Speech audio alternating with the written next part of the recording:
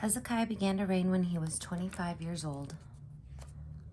He reigned 29 years in Jerusalem. His mother's name was Abijah, daughter of Zechariah. He did what was right in the sight of the Lord, just as his ancestor David had done. In the first year of his reign, in the first month, he opened the doors of the house of the Lord and repaired them. He brought in the priests and the Levites and assembled them in the square to the east. He said to them, "Listen to me, Levites, sanctify yourselves and sanctify the house of the Lord, the God of your ancestors, and carry out the filth from the holy place. For our ancestors have been unfaithful and have done what is evil in the sight of the Lord our God. They have forsaken him and have turned away their faces from the dwelling of the Lord and turned their backs. They also shut the doors of the vestibule and put out the lamps and have not offered incense or made burnt offerings in the holy place to the God of Israel. Therefore the wrath of the Lord came upon Judah and Jerusalem, and he made them an object of horror, of astonishment, and of hissing, as you see with your own eyes. Our fathers have fallen by the sword, and our sons and our daughters and our wives are in captivity for this. Now it is in my heart to make a covenant with the Lord, the God of Israel, so that his fierce anger may turn away from us. My sons, do not now be negligent, for the Lord has chosen you to stand in his presence, to minister to him and be his ministers, and make offerings to him." Then the Levites arose, Mahath, son of Amasai, and Joel, son of Azariah, of the sons of the Kohathites, and of the sons of Merari, Kish, son of Abdi, and Azariah, son of Jehalelel, and of the Gershonites, Joah, son of Zimmah, and Eden, son of Joah, and of the sons of Elziphon, Shimri, and Jeuel, and of the sons of Asaph, Zechariah, and Mattaniah, and of the sons of Heman, Jeuel, and Shimei, and of the sons of Jeduthun, Shemaiah, and Uzziel. They gathered their brothers, sanctified themselves, and went in as the king commanded by the words of the Lord to cleanse the house of the Lord. The priests went into the inner part of the house of the Lord to cleanse it, and they brought out all the unclean things that they found in the temple of the Lord into the court of the house of the Lord, and the Levites took them and carried them out to the Wadi Kidron. They began to sanctify on the first day of the first month, and on the 8th day of the month they came to the vestibule of the Lord. Then for 8 days they sanctified the house of the Lord, and on the 16th day of the first month they finished. Then they went inside to King Hezekiah and said, "We have cleansed all the house of the Lord, the altar of the burnt offerings and all its utensils, and the table for the rows of the bread and all its utensils, all the utensils that King Ahaz repudiated during his reign when he was faithless, we have made ready and sanctified. See, they are in front of the altar of the Lord." Then King Hezekiah arose early, assembled the officials of the city, and went up to the house of the Lord. They brought 7 bulls, 7 rams, 7 lambs, and 7 male goats for a sin offering for the kingdom and for the sanctuary and for Judah. He commanded the priests, the descendants of Aaron, to offer them on the altar of the Lord. They slaughtered the bulls, and the priests received the blood and dashed it against the altar. They slaughtered the rams, and their blood was dashed against the altar. They also slaughtered the lambs, and their blood was dashed against the altar. Then the male goats for the sin offering were brought to the king and the assembly. They laid their hands on them, and the priests slaughtered them and made a sin offering with their blood at the altar to make atonement for all Israel. For the king commanded that the burnt offering and the sin offering should be made for all Israel. He stationed the Levites in the house of the Lord with cymbals, harps, and lyres, according to the commandment of David and of Gad, the king's seer, and of prophet Nathan.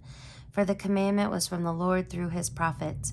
The Levites stood with the instruments of David, and the priests with the trumpets. Then Hezekiah commanded that the burnt offering be offered on the altar.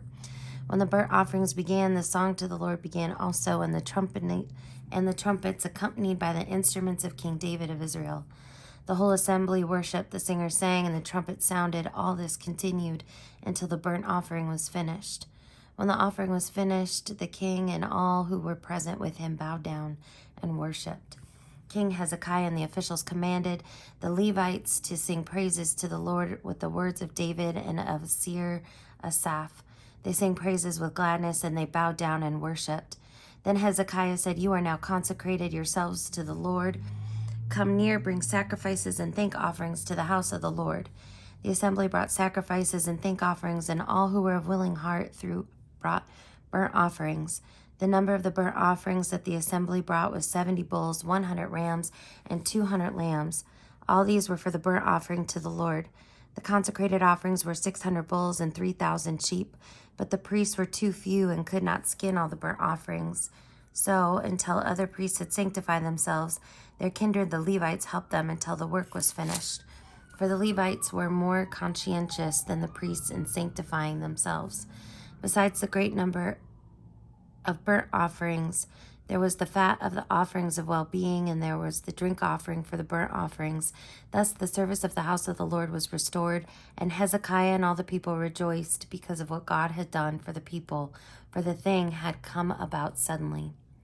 Hezekiah sent word to all of Israel and Judah and wrote letters also to Ephraim and Manasseh that they should come to the house of the Lord at Jerusalem to keep the Passover to the Lord, the God of Israel.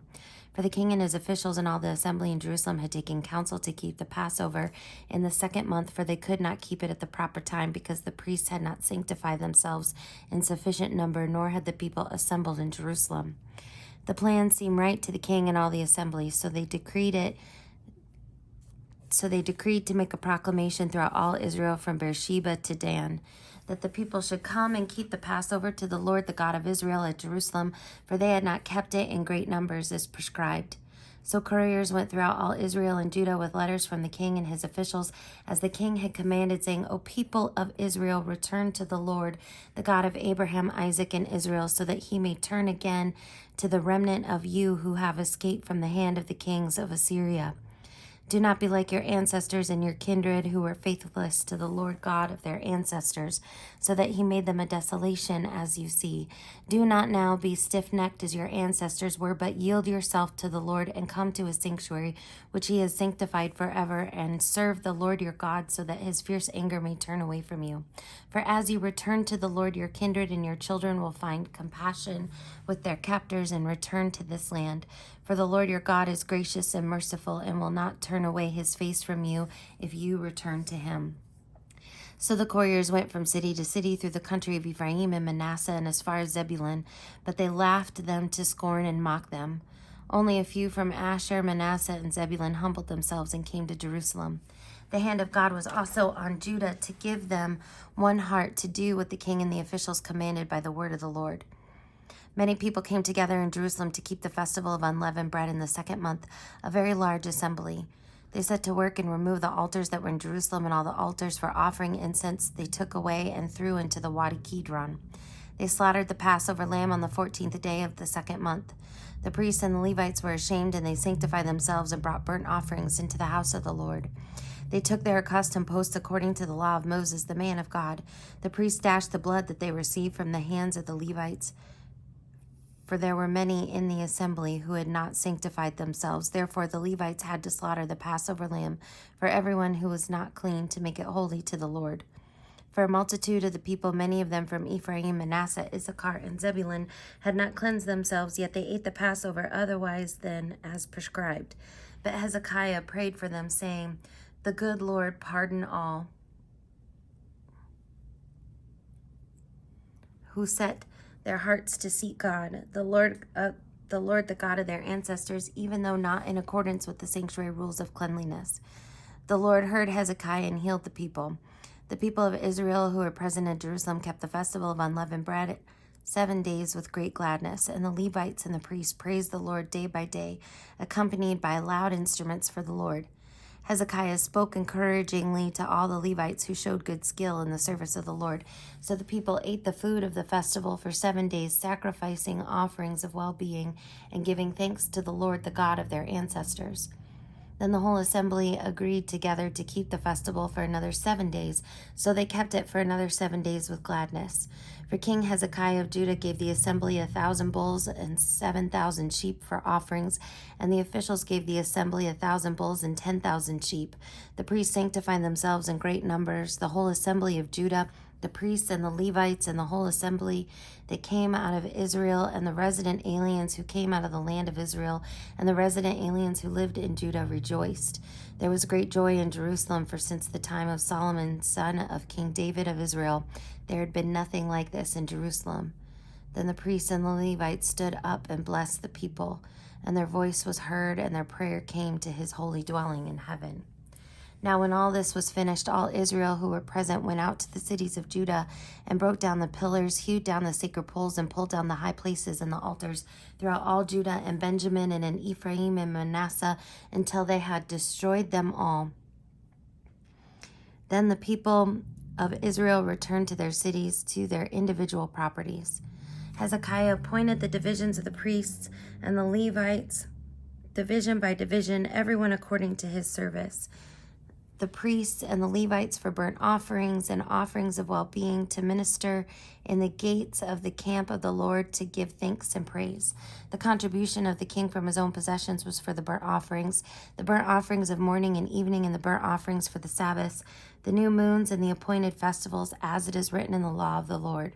He commanded the people who lived in Jerusalem to give the portion due to the priests and the Levites, so that they might devote themselves to the law of the Lord. As soon as the word spread, the people of Israel gave in abundance the first fruits of grain, wine, oil, honey, and all the produce of the field, and they brought in abundantly the tithe of everything. The people of Israel and Judah who lived in the cities of Judah also brought in the tithe of cattle and sheep, and the tithe of the dedicated things that have been consecrated to the Lord their God, and laid them in heaps. In the 3rd month they began to pile up the heaps and finished them in the 7th month. When Hezekiah and the officials came and saw the heaps, they blessed the Lord and his people Israel. Hezekiah questioned the priests and the Levites about the heaps. The chief priest Azariah, who was of the house of Zadok, answered him, "Since they began to bring the contributions into the house of the Lord, we have had enough to eat and have plenty to spare, for the Lord has blessed his people, so that we have this great supply left over." Then Hezekiah commanded them to prepare store chambers in the house of the Lord, and they prepared them. Faithfully they brought in the contributions, the tithes, and the dedicated things. The chief officer in charge of them was Kohaniah the Levite, and his brother Shimei as second, while Jehiel, Azariah, Nathan, Ashael, Jeremoth, Jozabad, Eliel, Ishmachiah, Mahath, and Benaniah were overseers, assisting Kohaniah and his brother Shimei by the appointment of King Hezekiah, and of Azariah, the chief officer of the house of God. Kore, son of Imnah, the Levite, keeper of the east gate, was in charge of the freewill offerings to God, to apportion the contribution reserved for the Lord and the most holy offerings. Eden, Minamin, Jeshua, Shemaiah, Amariah, and Shechaniah were faithfully assisting him in the cities of the priests to distribute the portions to their kindred, old and young alike, by divisions, except those enrolled by genealogy, males from 3 years old and upwards, all who entered the house of the Lord as the duty of each day required, for their service according to their offices by their divisions. The enrollment of the priests was according to their ancestral houses. That of the Levites from 20 years old and upwards was according to their offices by their divisions. The priests were enrolled with their little children, their wives, their sons, and their daughters, the whole multitude, for they were faithful in keeping themselves holy. And for the descendants of Aaron, the priests who were in the fields of the common land belonging to their towns, town by town, the people designated by name, who were to distribute portions to every male among the priests and to everyone among the Levites who was enrolled. Hezekiah did this throughout all Judah. He did what was good and right and faithful before the Lord his God, and every work that he undertook in the service of the house of God, and in accordance with the law and the commandments to seek his God, he did with all his heart, and he prospered. After these things and these acts of faithfulness, King Sennacherib of Assyria came and invaded Judah and encamped against the fortified cities, thinking to win them for himself. When Hezekiah saw Sennacherib had come and intended to fight against Jerusalem, he planned with his officers and his warriors to stop the flow of the springs that were outside the city, and they helped him. A great many people were gathered, and they stopped all the springs and the wadi that flowed through the land, saying, "Why should the Assyrian kings come and find water in abundance?" Hezekiah set to work resolutely and built up the entire wall that was broken down and raised towers on it, and outside it he built another wall. He also strengthened the Millo in the city of David and made weapons and shields in abundance. He appointed combat commanders over the people and gathered them together to him in the square at the gate of the city, and spoke encouraging to them, saying, "Be strong and of good courage. Do not be afraid or dismayed before the king of Assyria and all the horde that is with him. For there is one greater than us than with him. With him is an arm of flesh, but with us is the Lord our God to help us and to fight our battles." The people were encouraged by the words of King Hezekiah of Judah. After this, while King Sennacherib of Assyria was at Lachish with all his forces, he sent his servants to Jerusalem to King Hezekiah of Judah and to all the people of Judah that were in Jerusalem, saying, "Thus says King Sennacherib of Assyria, on what are you relying that you undergo the siege of Jerusalem?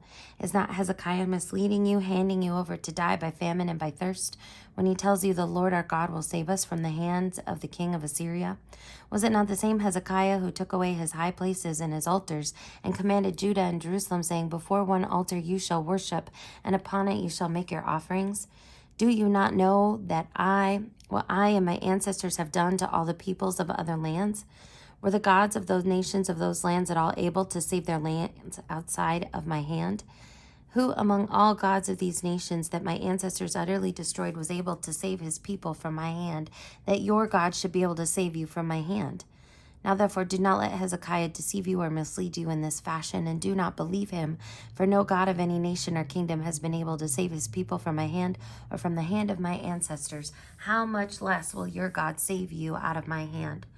His servant said still more against the Lord God and against his servant Hezekiah. He also wrote letters to throw contempt on the Lord, the God of Israel, and to speak against him, saying, "Just as the gods of the nations in other lands did not rescue their people from my hands, so the God of Hezekiah will not rescue his people from my hand."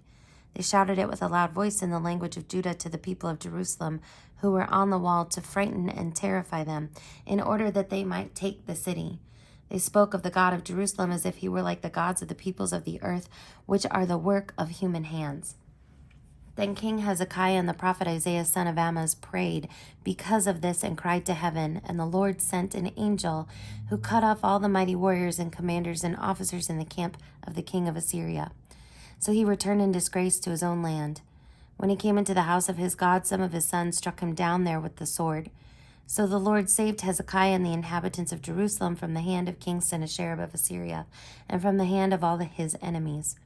He gave them rest on every side. Many brought gifts to the Lord in Jerusalem and precious things to King Hezekiah of Judah, so that he was exalted in the sight of all nations from that time onward. In those days Hezekiah became sick and was at the point of death. He prayed to the Lord, and he answered him and gave him a sign. But Hezekiah did not respond according to the benefit done to him, for his heart was proud. Therefore wrath came upon him and upon Judah and Jerusalem. Then Hezekiah humbled himself for the pride of his heart, both he and the inhabitants of Jerusalem, so that the wrath of the Lord did not come upon them in the days of Hezekiah. Hezekiah had very great riches and honor, and he made himself treasuries for silver, for gold, for precious stones, for spices, for shields, and for all kinds of costly objects, storehouses also for the yield of grain, wine, and oil, and stalls for all kinds of cattle and sheepfolds. He likewise provided cities for himself, and flocks and herds in abundance, for God had given him very great possessions. The same Hezekiah closed the upper outlet of the waters of Gihon and directed them down to the west side of the city of David. Hezekiah prospered in all his works, so also in the matter of the envoys of the officials of Babylon who had been sent to him to inquire about the sign that had been done in the land. God left him to himself in order to test him and to know all that was in his heart. Now the rest of the acts of Hezekiah and his good deeds are written in the vision of the prophet Isaiah son of Amoz in the book of the kings of Judah and Israel. Hezekiah slept with his ancestors, and they buried him on the ascent to the tombs of the descendants of David, and all Judah and the inhabitants of Jerusalem did him honor at his death. His son Manasseh succeeded him.